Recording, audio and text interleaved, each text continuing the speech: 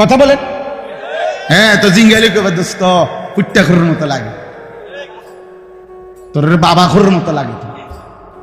কারণ কোন ভদ্র মানুষ, ইমানদার, নামাজি, কোন চরিত্রবান পবিত্র মানুষ নাপাক থাকতে পারে না। তো তাহলে তো এটা বুঝাই যায় তোরে কার মতো লাগে বেটা। হ্যাঁ, নাই তো হে বলুক যে দোস্ত তোর চুল দেখে মনে হয় পুরা বাইজিদ বুঝতাম, তোর একদম জুনায়েদ বাগদাদির মতো লাগতে আছে, এমন নি তাহলে তোর চোর ডাকাইতের মতোই তো লাগে। আস্তাগফিরুল্লাহ, আস্তাগফিরুল্লাহ। প্রিয় ভাই আমার, বন্ধু আমার, আখিরাত যেন ভুলে না যাই। মহান আল্লাহ পাক রব্বুল আলামিন এই কোরআনুল কারীমের মধ্যে বারবার আমাদেরকে আখিরাত মনে করাইছে। আমাদের জিন্দেগি ঈমানের জিন্দেগি, আমাদের জিন্দেগি পবিত্র জীবন ভাইয়া। আমরা শুধুই দুনিয়ার জন্য না, শুধু দুনিয়ার জন্য, দুনিয়ার জন্য আল্লাহ তাআলা কোরআন শরীফ আছে ওয়াদারনি ওয়াল মুকাদ্দিবিনা উলিন নি'মাতি ওয়া মাহিলহুম কালিলা। আল্লাহ বলছে, হে আমার বান্দারা, নাফরমান পাপীদেরকে অল্প সময়ের জন্য দুনিয়া ভোগ করতে দাও, ওদেরকে দুনিয়া খাওয়ায়া পরায়া এরপরে আমি নিয়ে আসবো, আমি এজন্যই বানাইছি। কিন্তু তোমরা মুমিন, তোমরা ইমানদার, তোমাদেরকে আমি আল্লাহ তাআলা জান্নাতের জন্য বানাইছি, জান্নাতের জন্য। উইদ্দাত লিল মুত্তাকিন, মুমিনদের জন্যই জান্নাত, মুত্তাকিদের জন্যই জান্নাত। একটা বেঈমানও জাহান্নাম থেকে মুক্তি পাবে না। কোন কাফের, কোন বেঈমান, কোন হিন্দু, কোন বৌদ্ধ, কোন ইহুদি, কোন খ্রিস্টান, কোন নাস্তিক, মুরতাদ পরকালে, পরকালে এক ঢোক, এক জাররা, এক লোকমা, এক ঢোক পানি মিলবে না, সুখ মিলবে না। ঈমানবিহীন সমস্ত ভালো কাজ আখিরাতের বিচারে পরিত্যক্ত, মারদুদ, বাতিল। ঈমান সত্য।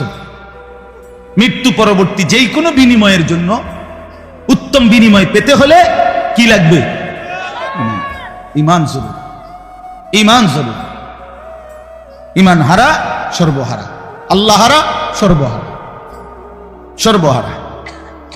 তো এই জন্য আল্লাহ তাআলা আমাদেরকে বানাইছেনই আখিরাতের জন্য, আখিরাত নিজের জন্য। খালাকতুল আশিয়া আলি আজালিক ওয়া খালাকতুকা লি। আল্লাহ বলছে, বান্দা গোটা দুনিয়া আমি তোমার জন্য বানাইছি, তোমারে শুধু আমার জন্য বানাইছি। সারে দুনিয়া তেরে লিয়ে, তু সিরফ মেরে লিয়ে। বাহ, এই কথা ভাবলেই তো অবাক। আমাদের তো খুব ভালো লাগে যে কয় কি মালিক। হ্যাঁ, সারে দুনিয়া তেরে লিয়ে, তু সিরফ মেরে লিয়ে। গোটা দুনিয়া বান্দা তোর জন্য, যা বান্দা সবটা দুনিয়া তোরে দিলাম, তোকে শুধু আমার জন্য রাখলাম। তু সিরফ মেরে লিয়ে, তুমি আমার জন্য, তুমি আমার হয়ে থাকবে, আমার সিজদা করবা, আমার নামাজ, আমার হুকুম পালন করবা। তো দুনিয়া ও ইজ্জতের সাথে আমি আল্লাহ চালাবো, আখিরাতেও তোমারে আমি আল্লাহ সর্বোচ্চ সম্মানজনক রিজিক, সর্বোত্তম জান্নাত আমি নিজে দিয়ে দেব। ফালানুহিয়ান্নাহু হায়াতান তাইয়্যিবা ওয়া লানাজজিয়ান্নাহুম আজরাহুম বিআহসানি মা কানু ইয়ামালুন। রব্বুল আলামিন বলেন, দুনিয়াতেও আরামের জীবন দেব, আখিরাতেও সর্বোত্তম বিনিময় দেব। শর্ত কেবল দুইটা, এক নাম্বার ঈমান, দুই নাম্বার নেক আমল। মান আমিলা সালিহাম মিন যাকারিন আও উনসা ওয়া হুয়া মুমিন। আল্লাহ বলেন, পুরুষ কিংবা নারী যদি ঈমান অবস্থায় সবগুলো নেক আমল করতে পারো, আমি আল্লাহ ওয়াদা দিলাম বান্দা, দুনিয়াতেই তোমাকে আরামের জীবন দেব, আখিরাতেও সর্বোত্তম বিনিময় দেব। সুবহানাল্লাহ। চলে, আমার কথা শেষ। আমার বাপ, আমি তর্জমা শুনাই, তাইলেই কথা শেষ।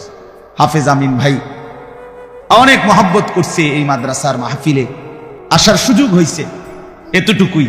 আরো উলামায়ে কেরাম, আমাদের আল্লামা মুফতি আমজাদ হোসাইন সাহেব হযরত অনেক অসুস্থ, উনি আজকে অনেক দিন ধরে ডেঙ্গুতে আক্রান্ত। আজকেও আসরের পরে কথা বলছি, খুব আস্তে আস্তে কথা বলে, খুব ক্লান্ত, দুর্বল।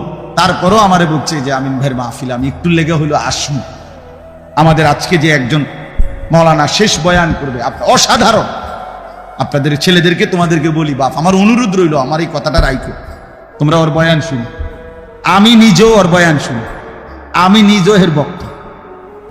অসাধারণ বয়ান করেছে হযরত মাওলানা মুফতি ইউসুফ বিন ইকবাল, তার বয়ান চমৎকার একেবারে। আল্লামা মুফতি আরিফ বিন হাবিব যেমন সব কথা হাদিস থেকে বলে, এই নওজোয়ান মাওলানাও ঠিক এরকম অনর্গল রাসূলুল্লাহ সাল্লাল্লাহু আলাইহি সাল্লামের হাদিস বলতে থাকে।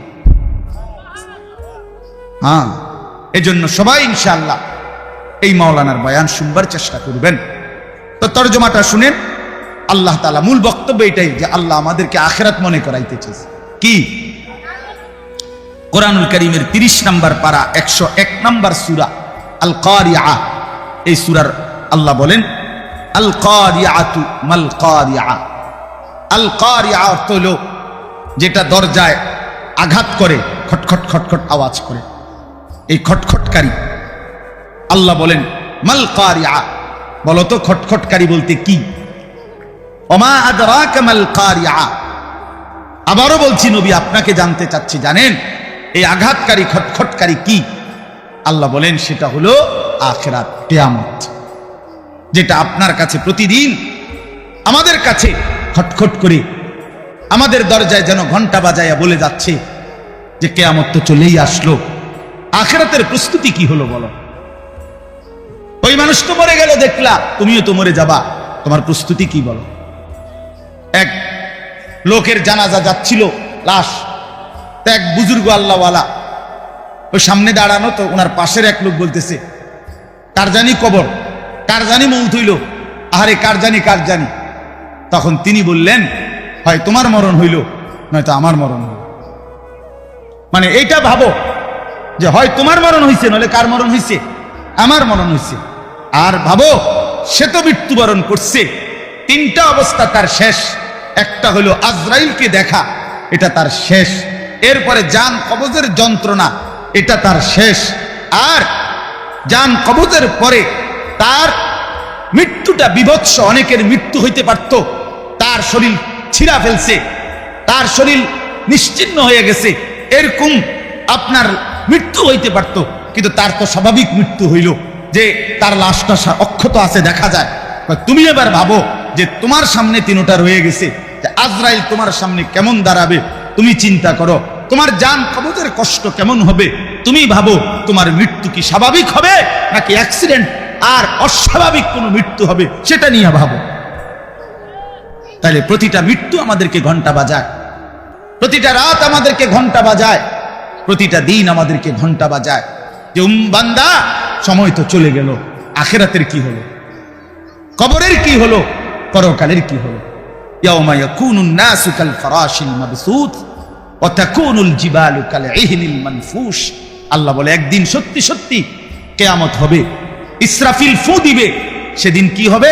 সেদিন সমস্ত মানুষগুলো হয়ে যাবে বিক্ষিপ্ত পতঙ্গের মতো।